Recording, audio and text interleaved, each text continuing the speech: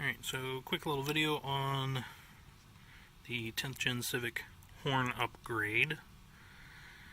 This is the company I got it from. It's their information, and this is the cost. It is $50, but honestly, I think it's $50 well spent. It's a pretty clean install. It is a little tricky. You do got to do some wiring.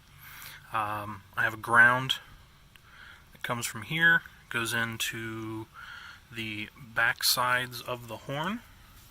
If you're unsure what the back side of a horn looks like, this is it.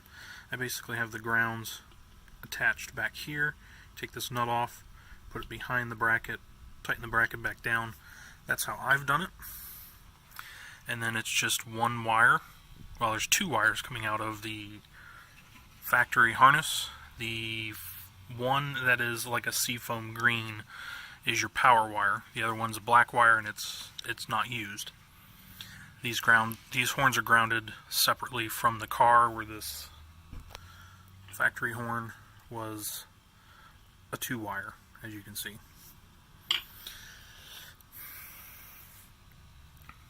Like I said, pretty easy install. I did have to maneuver the brackets around a little bit to get them to work. Like I said, a little bit of wiring. You do got to remove the entire bumper from this car. It's not as easy as the 9th Gen, where it's just up top. This one's literally down here, buried next to the intercooler if you have a turbo model. And let's give it a test.